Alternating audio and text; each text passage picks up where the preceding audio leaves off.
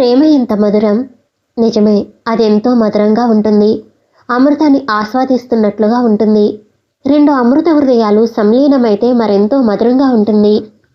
కానీ ఆ ప్రేమ అనేది, పవిత్రమైన ప్రేమ అనేది ఇప్పుడెక్కడ ఉన్నదని? ఈ ప్రేమ వెనుక స్వార్థం గూడు కట్టుకుని ఉంటుంది. ఈ రోజుల్లో మగవాడి స్వార్థానికి బలైపోతున్నది అమ్మాయిలేనంటే అతిశయోక్తి కాదేమో. బాహ్య రూపాన్ని చూసి మురిసిపోతారు. తెల్లగా పొడవుగా ఉన్నాడని, మాట ఎంతో మధురంగా లాలనగా ఉందని మైమరిచిపోతారు. ఏవో దివ్యలోకాల్లో విహరిస్తున్నట్లు తన్మయత్వంలో మునిగిపోతారు. బాహ్య సౌందర్యానికి అతం సౌందర్యానికి వ్యత్యాసం తెలుసుకునేంత ఓర్పు ఈ రోజుల్లోని అమ్మాయిలకు ఉండటం లేదంటే అది విమర్శ కాదేమో. అయితే నిజ జీవితం ఎన్ని మలుపులు తిరుగుతుందో, ఎలాంటి పరిణామాలు తెస్తుందో వాళ్ళు ఊహించలేరు. విశాఖ ఇప్పుడు సుందర నగరంగా తనంతా తాను తీర్చిదిద్దుకుంటుంది. ఈ నగరాన్ని సమీపిస్తుండగానే హార్బర్లో తిష్టవేసిన ఓడల్లోని దీపాలు ఆకాశంలోని నక్షత్రాలతో పోటీ పడుతున్నట్లు, అలాగే ఊరంతా నిండిపోయిన నియాన్ లైట్లతో మెరుస్తూ కళ్ళు మిరుమిట్లు గొల్పేలా ఉంటుంది. సర్వమతాల సంగమ క్షేత్రంగా శ్రీ వెంకటేశ్వర స్వామివారి ఆలయం, మసీదు, చర్చి ఒక యాంగిల్ షేప్లో మనోహరంగా కనిపిస్తాయి. కనక మహాలక్ష్మి ప్రకృతి అందాలను ఆస్వాదిస్తూ భక్తులకు అభయమిస్తున్నట్లుంటుంది. రోడ్లు ఎత్తుపల్లాలతో ఎగసిపడుతున్న సముద్ర తరంగాలను తలపిస్తాయి. యూనివర్సిటీ ప్రాంగణం, హాస్టల్స్ అన్నీ కిలకిల నవ్వులతో కళకళలాడుతూ ఉంటాయి. అదో కొత్త లోకం మాదిరిగా ఉంటుంది. ఆ రోజు బీచ్లో ఇసుక తిన్నె మీద ప్రేమికులిద్దరూ కూర్చున్నారు. భావి జీవితం గురించి వాళ్ళు మాట్లాడుకుంటున్న మాటలు భలే విచిత్రంగా ఉన్నాయి. కల్పన, నీవు కనిపించి చాలా రోజులైంది కదూ. మరి నల్లపూసవైపోయావేమిటి? అంతలా చదివేస్తున్నావా? అయితే కాలేజీ ఫస్ట్ నీవేనన్నమాట. ఈ పూర్ ఫెలోని కూడా మర్చిపోయావన్నమాట. కల్పన అంటే నా దృష్టిలో కల్పన తరువు. Is it correct? అన్నాడు శ్రీధర్. కామా ఫుల్ స్టాప్ లేకుండా ఓకదంపుడుగా ఇలా ప్రశ్నలు వేస్తుంటే దేనికి సమాధానం చెప్పాలో కాస్త సెలవిస్తారా శ్రీధర్ గారు? అయినా నన్ను నల్లపూస అంటారేమిటి? 36 కేజీల వెయిట్, 5 అడుగుల 5 అంగుళాల పొడవు ఉండగా నీకు ఆనట్లేదా? కళ్ళజోడు లెన్స్ మార్చుకోవాలేమో. నీ రూపురేఖ లావణ్యాలు నా మనసులో ఎప్పుడూ ముద్ర పడిపోయాయి. ఇక కళ్ళజోడుతో పనేముంది అంటూ అడుగున్నర దూరంలో ఉన్న కల్పనకు దగ్గరగా జరిగాడు. ఇది గమనించి కల్పన మరో అరడుగు అవతలికి జరిగింది. అతని వదనంలో మారిన రంగులను ఆమె చూడనే లేదు. సముద్రపు టలల మీద దృష్టి సారించింది. ఆ హోరుగాలులు వచ్చి ఆమె కురులను తాకుతున్నాయి. వాటి తాకిడికి సైపలేని ఆ కురులు నాట్య విన్యాసాలు చేస్తుంటే ఆమె కుడి చేయి ఆ కురులను ఆపుతూ అదుపులో పెట్టలేకపోతుంది. ఆ గాలి హోరులో ఆమె గుండె చప్పుడు ఆమెకు మాత్రమే వినబడుతుంది. అయినా మీ శిల్ప పెళ్ళి ఈ వేసవులైతే ఈ అమ్మాయి గారు కూడా పెళ్లి గురించి ఆలోచిస్తున్నారా? మీ ఫ్రెండ్ పెళ్ళంటే నీకెందుకింత హడావిడి? హడావుడంటూ ఏమీ లేదు. పెందరాళ్ళు ఇంటికి వెళ్ళిపోవాలని. నీ ఫ్రెండ్ పెళ్ళి కదా, నువ్వు వెళ్ళి ఇప్పటి నుంచే ఏం చేస్తావు? సరే గాని వేడివేడి ఇడ్లీ సాంబారు గారె తిందామా? ఏది వద్దు, నా మైండ్ ఇప్పుడు చాలా వేడిగా ఉంది. కూల్ డ్రింక్ చాలు. సరే, నీ ఇష్టమే నా ఇష్టం. అలాగే చేద్దాం గాని ఇంతకు మీ అన్నయ్యలు ఎప్పుడొస్తున్నట్లు? ఎందుకలా అడిగావు? నేను వీసాకి అప్లై చేశాను. నీ పెళ్లి గురించే మాట్లాడాలి. అదేమిటి, నా పెళ్లి గురించి నువ్వు మాట్లాడటం ఏమిటి? ఆ మాట విని ఒక్కసారి తల తిప్పి శ్రీధర్ కళ్ళలోకి సూటిగా చూస్తూ, నువ్వు నన్ను కాదా ప్రేమిస్తుంటా? వీసాని ప్రేమిస్తున్నావా? ఏది నీ చేయి ఇటువ్వు. నువ్వు ఫారిన్ వెళ్ళేది లేనిది నేనే చెప్పేస్తాను. మా అన్నయ్య వచ్చేదాకా టెన్షన్ అవసరం లేదు. ఏం కల్పన, నువ్వు ఇంజనీరింగ్ చదువుతున్నావని గర్వమా? అవును. ఏం, నువ్వు మాత్రం నా ద్వారా ఫారిన్ వెళ్ళాలనుకోవటం లేదు? అలాగే. అయినా నీ అరచేతిలో ఫారిన్ లైన్ కంటిన్యూగా లేదు. ఫారిన్లో సెటిల్ అయ్యే అవకాశము లేదు. అంతేకాదు శ్రీధర్, నీ మ్యారేజ్ లైన్లో డిస్కనెక్షన్స్ వచ్చాయి. దీనివల్ల మొదటి పెళ్లి క్యాన్సిల్ అవుతుందట. అలా జరగటానికి వీల్లేదు. ఏరు కోరి అడుగుతున్నాను కదా అని అలుసా? అలాంటివేమీ కుదరవు. కాలేజీ అంతా మనం వుడ్ బి లైఫ్ పార్ట్నర్స్ అని చెప్పుకుంటున్నారు. ఏమిటి, నన్ను బెదిరిస్తున్నావా? ఎంతైనా మగవాడి సద్గుణాలను ప్రదర్శిస్తున్నావు, అవునా? అంటూ ఆమె పకపక నవ్వేసరికి శ్రీధర్ మరోసారి నివ్వెరపోయి తాను కూడా నవ్వేశాడు. నీ చేతిలో రేఖలు అలా లేవు కనుకే నీకు ఫ్రాంక్గా చెప్పాను. బాప్రే, ఎందుకింత సస్పెన్స్? పైగా ప్రామిస్ట్రీ కూడా చెప్పేశావు. నిజం శ్రీధర్, ప్రామిస్ట్రీ మీద నాకు నమ్మకం ఉంది. నీకు మ్యారేజ్ లైన్లో క్రాస్ లైన్స్ ఉన్నాయి. నిజం. బేష్, బాగుంది. నీవు జ్యోతిష్యం చెప్పరాదు, బోలెడంత డబ్బు వస్తుంది. ఇదెక్కడి గోలా? ఎప్పుడు నీకు డబ్బు సంపాదన తప్ప మరో ఆలోచన లేనట్లుగా ఉందే. అందరి చేతులు పట్టుకుని ప్రామిస్ట్రీ చెప్పాల్సిన అవసరం నాకు లేదు. నువ్వు ఫారిన్ కావాలంటున్నావు గనుక చెప్పానంతే. అయినా ఫారిన్ వెళ్ళాలని ఆశపడుతున్నావు కనుక నేను తీసుకెడతాలే. నాకెలాగూ గ్రీన్ కార్డు వచ్చేస్తుందిగా. లైఫ్ పార్ట్నర్ కాకపోయినా ఒక మంచి ఫ్రెండ్గా హెల్ప్ చేస్తాను. ఎందుకని సడన్గా ఎలా మాట్లాడుతున్నావు? నాకంటే డబ్బున్న వ్యక్తి మీ అన్నయ్యలకి తారసపడ్డా? అదేం లేదు, నా సిక్స్త్ సెన్స్ అలా చెబుతుంది. అలాగంటే కుదరదు. నాకు ఎన్ని సంబంధాలు చూస్తున్నా వద్దని చెప్పేశాను. నువ్వు తప్ప ఇంకెవరూ నాకు నచ్చలేదు. నచ్చలేదంటే ఎలా? విధి మార్చితే తప్పదేమో. ఏమిటిలా మాట్లాడుతున్నావు? ఏమైంది నీకు? ఏమీ లేదు. నీ చేయి చూచింది ఈరోజేగా, అందుకే. నిజమవుతుందో లేదో చూద్దాము. ఛాలెంజ్ అంటూ మళ్ళీ నవ్వేసింది కల్పన. దీనికి ఛాలెంజ్ కూడానా? కాకపోతే మరేమిటి, ఇక్కడ ఓ బాయ్ ఫ్రెండ్ బుద్ధవతారం గారున్నారు. ఆయనకి వీసా కావాలట అంటూ మరోసారి నవ్వేసింది. మీ ఆడపిల్లలకి హాస్యం జోక్స్ ఎక్కువైపోతున్నాయనుకుంటాను. చిరుకోపాన్ని ప్రదర్శించాడు. ఏం జోక్స్ తట్టుకోలేకపోతున్నారా మీ మగాళ్ళు? క్రిటిసైజ్ చేస్తే మీ ఈగో ఎలా ఉంటుందోనని. అంతే, భార్యగానే రకరకాల ఆంక్షలు పెడతారు. అలాంటప్పుడు ఒక ఆడపిల్ల ఒక మగవాడిని టెస్ట్ చేసుకోవటంలో తప్పేమిటో. అయినా నేను గ్రీన్ కార్డు ఉన్న అమ్మాయిని, తెలిసిందా అంటూ ఈసారి పకపకా నవ్వేసింది కల్పన. ఇక్కడ శ్రీధర్ అని ఒక పౌరుషం ఉన్న అబ్బాయి ఉన్నాడు. చాలా మంచివాడు అనుకో. డాడీ, వాళ్ళు ఊరోసారి వెళ్ళిరండి అని లెటర్ రాసేస్తా, సరేనా? Are you satisfied now? బావోయ్, కల్పన ఎంతో అమాయకురాలని బేలా అని అనుకున్నాను. ఇప్పుడు అర్థమవుతుంది. బాబోయ్, నిన్ను కట్టుకునేవాడిని ముప్పు తిప్పలు పెట్టి 3 చెరువుల నీళ్లు తాగించేటట్లున్నావే. అయితే నువ్వు నన్ను కట్టుకోనట్లేనా? నా ఫార్మిస్టిక్ కరెక్ట్.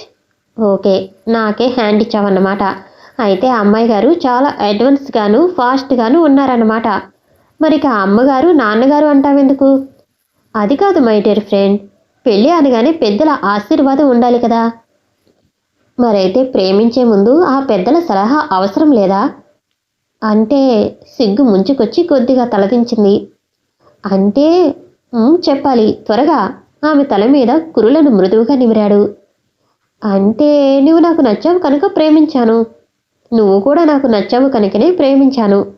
ఇద్దరూ ఒకేసారి నవ్వేసుకున్నారు. ఆమె కుడి అరచేతిని తన చేతిలోకి తీసుకుని భుజం మీద పెట్టుకున్నాడు. పెళ్ళి అనగానే అటు ఇటు పెద్దల ఇష్టాలు కావాలిగా, కల్పన తగ్గు స్వరంతో అంది. ఆమె నడుము మీదకు తన కుడి చేతిని మెల్లగా వేసి నిమురుతూ అన్నాడు.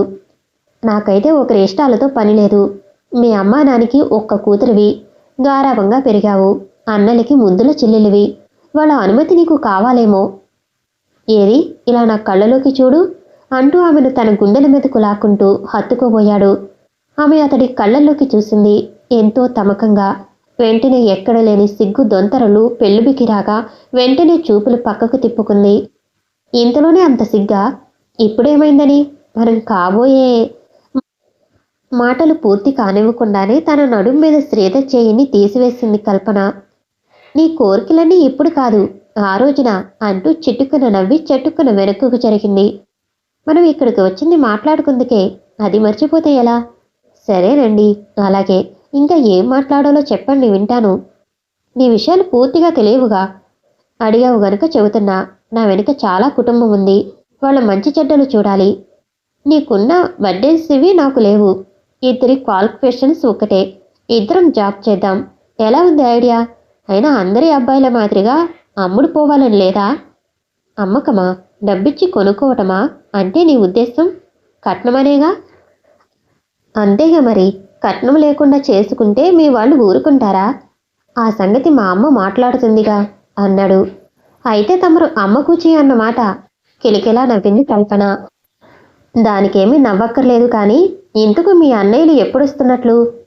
ఏమో నాకు తెలియదు. అయినా ఆస్తి విషయాలు చూసుకునేది మా డాడీయే. నేను ఒక నిజం చెప్పనా? చెప్పు. మా నాన్నగారు వాళ్ళు గుమస్తా కూతుర్ని అందం చూసి ప్రేమించి పెళ్లి చేసుకున్నారు. ఆమెకున్న సొత్తు సంగీతమే, అది కూడా గాత్రమే. పోనీ కనీసం వేలు ఉన్న 2000 ఖరీదు చేస్తుంది. ఆస్తిపాస్తుల సంగతి మనకు దేనికి కానీ నాకెలాగూ గ్రీన్ కార్డు వస్తుంది. మా అన్నయ్యలు నా చదువయ్యాక ఎలాగో నన్ను ఫారెన్ తీసుకెళ్ళిపోతారు. డాడీ మమ్మీ కూడా ఫారెన్ వచ్చేస్తారు. ఇంకా ఇంకా ఆపేసావే చెప్పు. ఏ నా మాటలు నీకు వినబుద్ధి కావటం లేదా? అయితే ఫారెన్ విషయాలు చెప్పు నువ్వే. ఇటు విను. శిల్పన పెళ్ళికి వెళ్ళి వచ్చే వరకు నువ్వు మీ ఊరు వెళ్ళకు. మా ఊరు వచ్చేసేయ్. మా ఇంట్లోనే ఉందువు గాని, సరేనా? మీ ఇంట్లోనా? నేను వస్తే రావచ్చునేమో కానీ ఒక్కరోజు మాత్రం ఉంటాను. మీ పేరెంట్స్ ఏమన్నా అనుకుంటారు? ఏమీ అనుకోరు, నేను చెబుతాగా.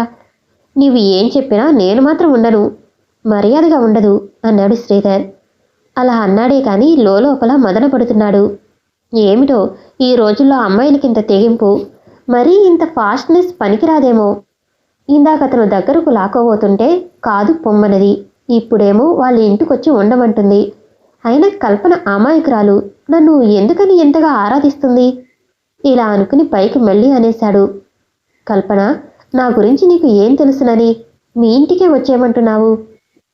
మనిద్దరం ప్రేమికులం కాబట్టి ఇంతకన్నా నేనేమీ చెప్పలేను. అయితే నా గురించి నువ్వు పూర్తిగా చెప్పనివ్వటం లేదు. వద్దన్నానా? చెప్పు శ్రీధర్. మాది మధ్యతరగతి కుటుంబం. మా అన్నయ్య బీకాం చదివాడు. ఓ చిన్న ఫర్మ్లో జాబ్ చేస్తున్నాడు. వాళ్ళ సంపాదన వాళ్ళకే సరిపోతుంది. మా వదిన గారు ఫార్మసిస్ట్గా పనిచేస్తుంది. నాకు 4 తమ్ముళ్ళున్నారు. ఎవరు చదువు పూర్తి కాలేదు. నేను ఉద్యోగంలో చేరాక వాళ్ళ బాధ్యత కూడా కొంత భరించాలి. నేను ఫారిన్లో ఉంటే డబ్బు సంపాదించవచ్చునని ఆశ. మరి ఇలాంటి సమస్యలున్న మా కుటుంబంలోకి నీవు రావటానికి మీ పేరెంట్స్ ఇష్టపడతారంటావా? ఇంతే కదా నువ్వు చెప్పేది. నిన్నేమి ఇల్లరికం రమ్మనులే. నువ్వు రమ్మన్నా నాకున్న బాధ్యతలు రానివ్వవుగా. అదే మంచిది. మీ కుటుంబ సభ్యుల్లో ఒకరుగా కలిసిపోవటమే నాకు ఇష్టం. అదే నాకు సంతృప్తి. కల్పన, నాకెంతో గర్వంగా ఉంది. డబ్బున్న అమ్మాయివైనా నీకసలు గర్వమనేదే లేదు. ఇంత మంచి సంస్కారవంతురాల్ని లైఫ్ పార్ట్నర్గా పొందటం నిజంగా నా అదృష్టం. ఆగండి అబ్బాయి గారు, నన్నంతలా పొగిడేయకండి. కబుర్లలో పడి కాలాన్ని మర్చిపోయాం. ఇక వెడదామా? ఇద్దరూ లేచి బస్టాప్ కేసి నడక ప్రారంభించారు. బస్టాప్ దగ్గర కొంతసేపు నిలబడ్డారు. ఇంతలో బస్సు వచ్చింది. కల్పన బస్సు ఎక్కగానే అది బయలుదేరింది. ఆ జనంలో ఆమె ఎక్కడ ఉన్నది కూడా కనిపించలేదు. బస్సు రివ్వును దూసుకు వెళ్ళిపోతూ కనుమరుగైపోతుంది. కల్పన కూడా తనకు దూరమై కనుమరుగైపోతుందేమోనన్న ఫీలింగ్ శ్రీధర్లో అనుకోకుండా కలిగింది. ఎందుకో మరి. ఇప్పుడు హాస్టల్స్ అనేవి మరీ దగుల్బాజీతనంగా తయారయ్యాయి. అవినీతి 4 పాదాల నడుస్తుంది. ఈ సమాజమే అవినీతిమయంగా ఉన్నప్పుడు దానిలో భాగంగా ఉన్న హాస్టల్స్ మినహాయింపు కాదేమో. చట్టాలు కట్టుదిట్టంగా ఉన్నా వాటిని పాటించాలన్న చిత్తశుద్ధి ఉండాలి కదా. అదే లోపించింది. యథా రాజా తదా ప్రజ అన్నట్లు అంతా జరిగిపోతుంది. ఆ రోజు సాయంత్రం కాలేజీ నుంచి వచ్చి రూమ్ తాళాలు తీస్తుంటే ఏదో చీటీ తలుపు కింద కనిపించింది. ఇదేమిటి చెప్పమా అంటూ శాంతి ఆ చీటీ తీసింది. మనకు చీటీలు ఎవరు రాస్తారే? ఉత్తరాలైనా జ్ఞానేశ్వరికే వస్తాయి కదా. మన ముగ్గురికి ఫోన్ కాల్స్ కానీ ట్రంక్ కాల్స్ కానీ వస్తాయి. మరి ఏమిటి వింత అంటూ శిల్ప ఆ చీటీ తీసుకుని చదివింది. డియర్ ఫ్రెండ్స్, మీరు నలుగురు ఎంతో స్నేహంగా ఉంటున్నామని గర్వపడకండి. మీ నలుగురిని బద్ధ శత్రువులుగా తయారు చేయటమే మా ధ్యేయం. మీరు మిగతా అమ్మాయిల్ని కేర్ చేయటం లేదు. ఎందుకు ఆ పొగరు? ఆడపిల్లలకి అంత అహం పనికిరాదు. జాగ్రత్త. మీరు వార్డెన్ని కూడా లెక్క చేయటం లేదని తెలిసింది. ప్రిన్సిపల్కి రిపోర్ట్ ఇస్తాము, జాగ్రత్త. ఎవరి పని చేసి ఉంటారంటారు అని ఆశ్చర్యంగా అడిగింది జ్ఞానేశ్వరి. ఎవరూ ఊహించలేకపోయారు. ఆ రాత్రి భోజనాల దగ్గర అందరి ముఖాలు పరిశీలనగా చూశారు. ఏమీ అంతు చిక్కలేదు. భోజనాల అనంతరం రూమ్కి తిరిగి వచ్చారు. ఇలాంటి వెదవ పని చేసేదమ్ము స్టూడెంట్స్కి లేదు. ఆ వార్డెన్ పనే అయ్యుంటుంది. శాంతి తన అభిప్రాయం అంది. కావచ్చునేమో అనుకుంటాను. ఎందుకంటే మొన్న క్యాంటీన్కి లేటుగా వెళ్ళినప్పుడు పెసరట్లు అయిపోయాయని దోశలు పెట్టించింది. ఆ తర్వాత వార్డెన్ రూము బయట పెసరట్ల పొట్టాల కాగితాలను మనం అబ్జర్వ్ చేశాం కదా. ఈ విషయం వెంటనే తేల్చాలి. మన నలుగురిని ఏడిపించాలని వార్డెన్ ఎలా చేసిందని ఆ రాణి కూడా చెప్పింది. తేల్చాల్సిందే, కల్పన ఆవేశంతో అంది. ఊరుకోవే, నీకు మరీ ఆవేశం ఎక్కువ. ఆ వార్డెన్తో గొడవ దేనికి?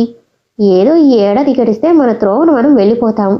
ఈ మాత్రానికి ఆ రాక్షసితో గొడవెందుకు? టేక్ టీసీ అని సర్ది చెప్పబోయింది జ్ఞానేశ్వరి. దానితో గొడవ సరదానా? అదే కాదే. ఊరుకుంటున్న కొద్దీ మరీ రెచ్చిపోతే ఎలా? మన డబ్బుతోనే వాళ్ళు మెక్కుతున్నారు. స్టూడెంట్స్ని తీర్చిదిద్దవలసిన లెక్చరర్స్, వార్డెన్స్ ఇలా అసభ్యంగా ప్రవర్తిస్తే ఎలా? అవినీతిని చూస్తూ భరించవలసిందేనా? శిల్ప కూడా ఆవేశంతోనే అంది.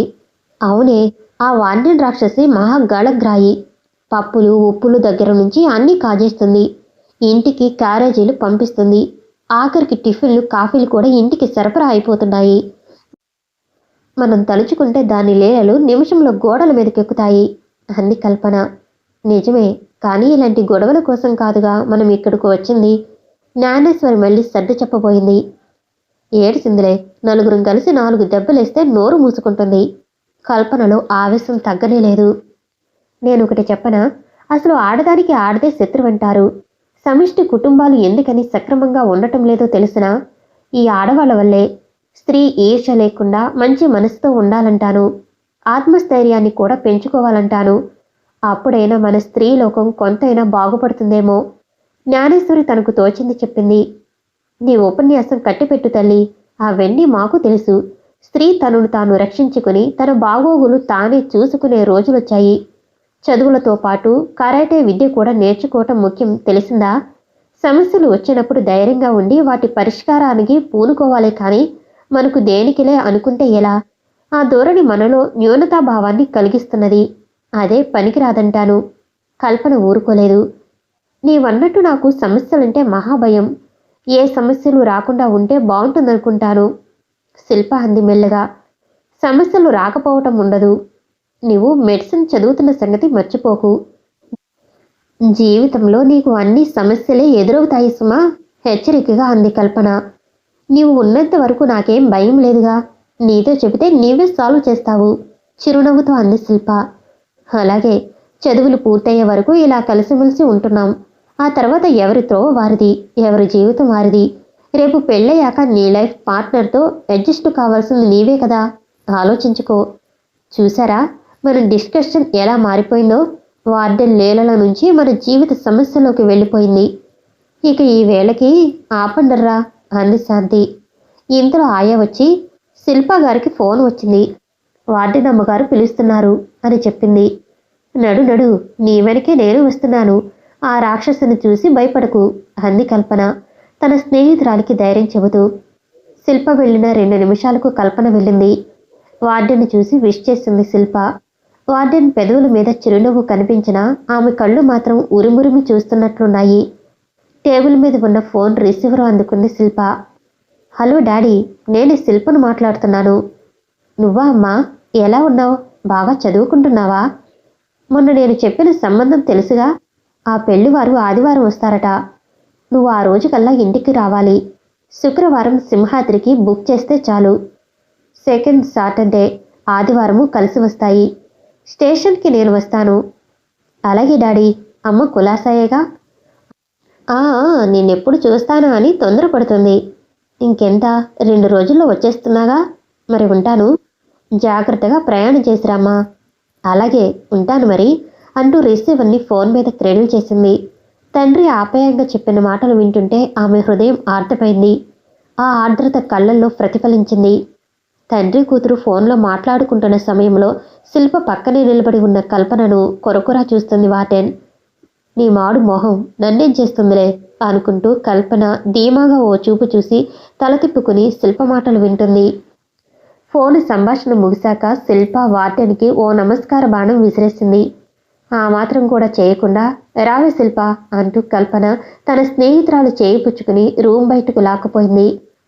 నాకు ఒక్కటికి ఊరు వెళ్ళాలంటే భయంగా ఉంది. పోనీ నువ్వు నా వెంట రాకూడదు? అంత భయమైతే ఎలా? పోనీ మేము ముగ్గురం వచ్చి రైలెక్కిస్తాముగా. పోనీ భయమైతే గనుక ఫారెన్స్లో పంపించమంటావా చెప్పు, అలాగే చేస్తాం అంటూ నెత్తి మీద ఓ చిన్న దెబ్బ వేసింది కల్పన. రూములోకి వెళ్ళగానే కల్పన అనౌన్స్ చేసింది.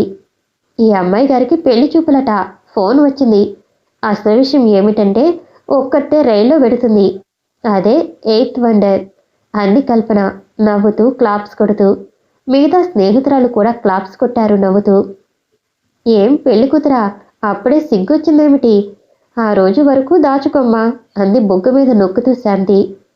ఆ రోజంటే ఏ రోజే అని నవ్వుతూ నాలుక ఖర్చుకుంది కల్పన. ఏయ్ ఊరుకొండర్రా, దాన్ని ఎందుకలా ఏడిపిస్తారు అంటూ జ్ఞానేశ్వరి కూడా చిరునవ్వు చూపింది. అందరూ మరోసారి నవ్వుతున్నారు. స్టూడెంట్ లైఫ్లో అంతా ఇలా నవ్వులు పువ్వులుగానే ఉంటుంది మరి. పెళ్ళిళ్ళయి జీవితాన్ని మదించటం ప్రారంభించిన తర్వాత కానీ అసలు జీవితం అంటే ఏమిటో తెలియదు.